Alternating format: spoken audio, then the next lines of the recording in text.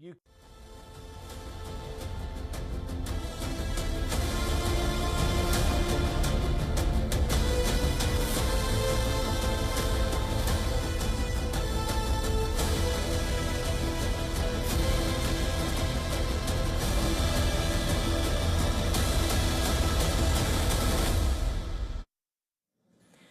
United States appears to be edging closer to a direct confrontation in the Caribbean. The Trump administration is expanding its military presence near Venezuela, while Russia and China accuse the U.S. of pushing the region towards crisis. According to a Wall Street Journal report, American special operations aircraft now deployed in the region. At least 10 of those Osprey-tilt rotor planes arrived from the Air Force Base in New Mexico, reportedly boosting U.S. capability for rapid missions across the region. At sea, American forces continue seizing tankers and striking suspected drug trafficking boats as part of an expanding blockade effort. Venezuela, backed by Russia and China, called for a second emergency meeting at the United Nations, accusing Washington of unlawful aggression. There is no war in the Caribbean. There is no international armed conflict, nor is there a non-international armed conflict. It is therefore absurd for the United States government to attempt to justify its actions by applying the rules of the law of war. Pueda cumplir a cabalidad su mandato. U.S. ambassador to the UN, meanwhile, told the UN Security Council that the single most serious threat to the region is what he described as transnational terrorist and criminal groups. In fact, Russia and China criticized the U.S. tactics at the United Nations, calling it cowboy behavior, intimidation, and one that violates all key norms of international law. Moscow has warned that Washington could soon target other Latin American governments seen as unfriendly, and reports say Russia has started evacuating families of diplomats from Caracas. Listen to this. The United States has been continuing to deliberately foment tensions around the friendly nation of Venezuela under the pretext of combating drug trafficking and the terrorist threat. In fact, China echoed those concerns, urging restraint and warning that unilateral sanctions deepen instability. China opposes all acts of unilateralism and bullying and supports all countries in defending their sovereignty and national dignity. As the U.S. builds pressure with troops, aircraft, and its rhetoric, the question is whether this standoff stops short or an all-out conflict is imminent. Well, you had a different kind of a president before me. They didn't mind being ripped off. They didn't mind being robbed. They didn't mind drugs pouring into our country. They didn't mind the jails of Venezuela and Trinidad being emptied into the U.S., where they take over Colorado and other places. The Treasury Department is diving deep into more than 100 money service businesses along the U.S.-Mexico border, suspecting ties to drug cartels. Officials have issued 6 notices of investigation, sent dozens of referrals to the IRS, and mailed over 50 compliance letters after reviewing 1 million currency transaction reports and nearly 87,000 suspicious activity reports. Treasury Secretary Scott Bessent says it's part of President Trump's campaign to root out cartel money laundering from the financial system using advanced data-driven tools. Bessent added that under Trump, these barbaric terrorist cartels can no longer operate with impunity. The crackdown has also targeted high-profile figures, including Venezuelan influencer DJ Rosita, sanctioned this month for allegedly supporting the Tren de Aragua cartel. Former Canadian Olympic snowboarder Ryan Weddy, now a top drug lord in Mexico, has also faced sanctions. Meanwhile, Russia's foreign ministry is evacuating families of its diplomats from Venezuela as President Nicolas Maduro's hold on power weakens. A European intelligence source says Moscow views the situation in very grim terms despite its public support for the key ally. Russia's options are limited with its military tied up in Ukraine and little influence in the Western Hemisphere. Secretary of State Marco Rubio told reporters the U.S. won't let it escalate tensions with Russia over Venezuela, calling their rhetoric expected but not significant. Russia has warned against U.S. escalation, even as Trump's team has seized Venezuelan oil tankers and struck more than 100 drug traffickers in the Caribbean and Pacific since early September.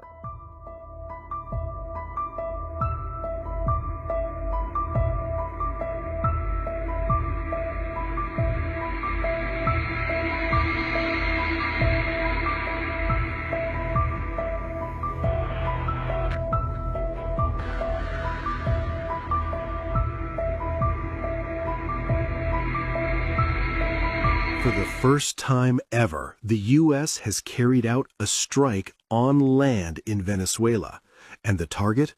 A dock allegedly used to load boats with narcotics.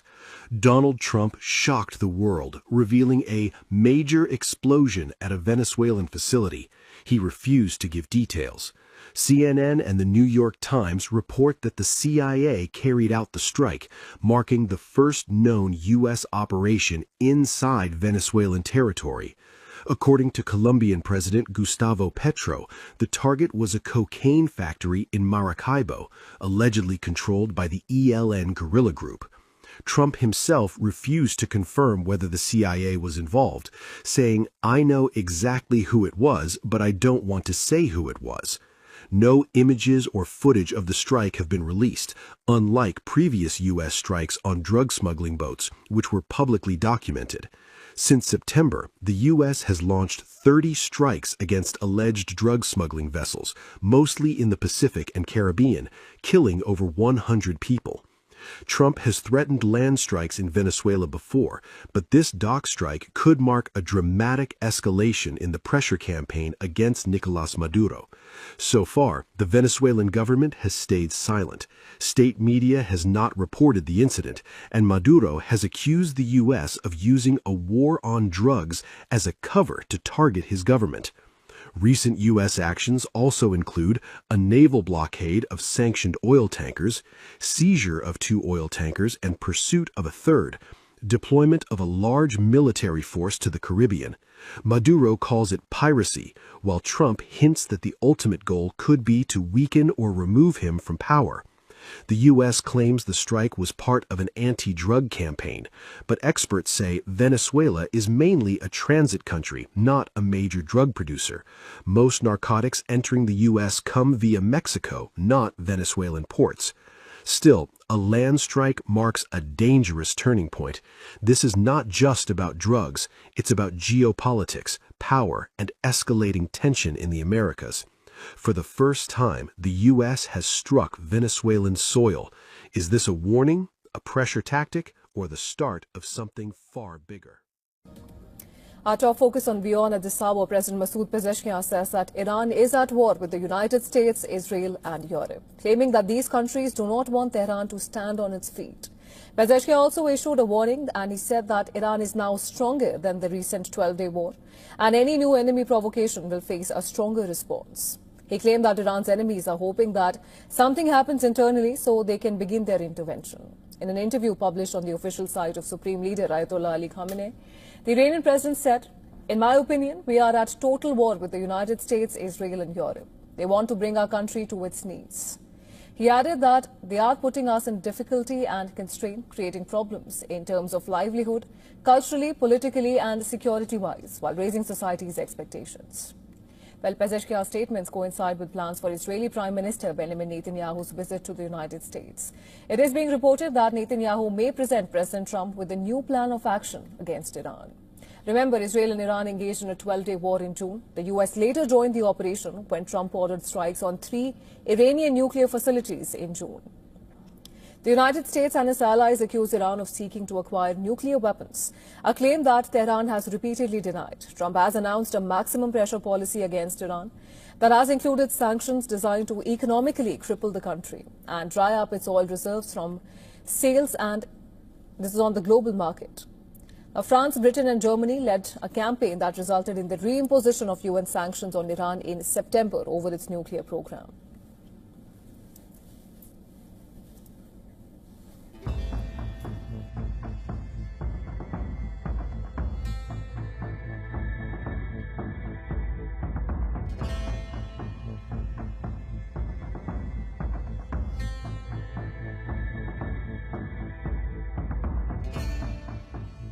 Tensions in the Middle East just took a dramatic turn. Iranian President Masoud Pezeshkian has declared that Iran is already in a full-fledged war with the United States, Israel, and Europe, a statement that is raising alarms across the world. Speaking in an interview published on the website of Iran's supreme leader Ayatollah Ali Khamenei, Pezeshkian accused Western powers of trying to prevent Iran from standing on its own feet. He said, "They are besieging us from every aspect," pointing to economic pressure, sanctions, political isolation, and security threats. Pezeshkian's comments come at a critical moment. Israeli Prime Minister Benjamin Netanyahu is preparing to travel to Washington for talks with President Donald Trump, with Iran expected to be at the top of the agenda. Just months ago, Trump ordered U.S. airstrikes on 3 Iranian nuclear facilities, a move that escalated an already dangerous standoff between Iran and Israel. Those strikes became a turning point in what is now known as the 12-day war, a short but intense conflict that ended with a ceasefire brokered by Trump in late June.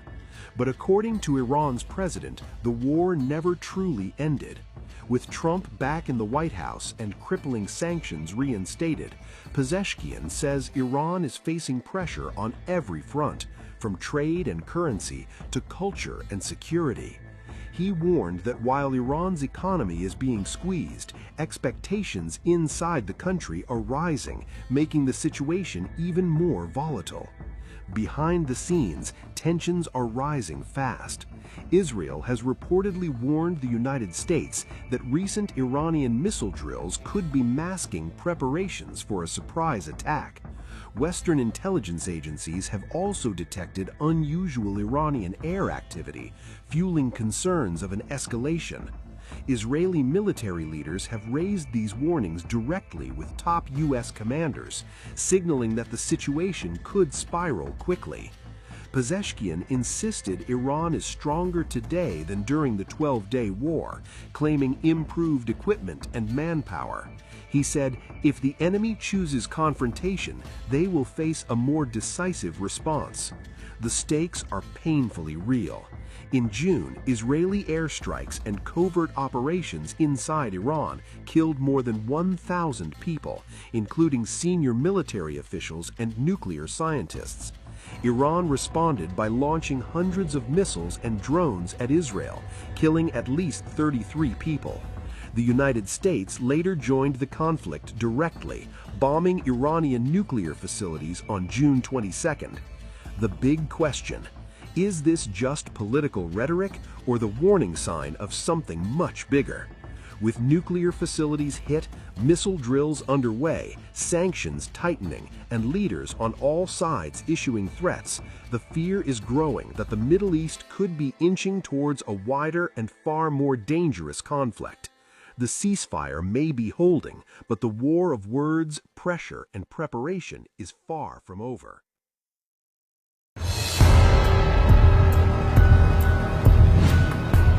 A war of words is turning sharper and louder. A threat from Donald Trump, a defiant reply from Tehran. Missiles, nukes, and red lines are back in the spotlight as Washington signals force and Iran warns of consequences that will not be forgotten. This is not diplomacy. This is deterrence spoken in ultimatums.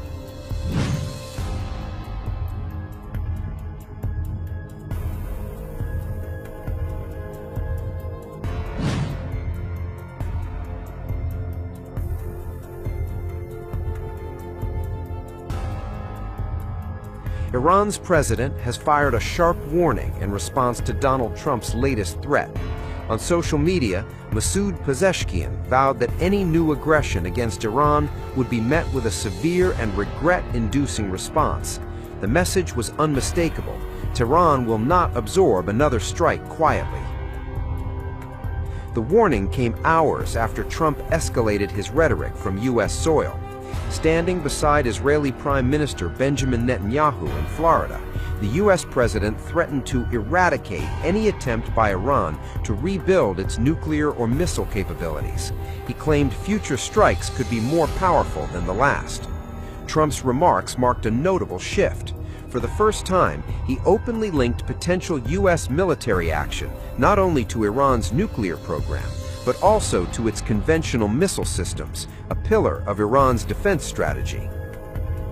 Iranian officials reject Washington's framing. They insist their nuclear program remains peaceful, pointing to repeated international inspections and denials of weapons development. Tehran accuses the U.S. of using unverified claims to justify military pressure.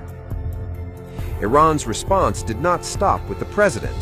Ali Shamkhani, a senior advisor to Supreme Leader Ayatollah Khamenei, warned that Iran's missile capabilities are not subject to foreign permission. Any miscalculation, he said, would trigger an immediate and harsh response beyond expectations.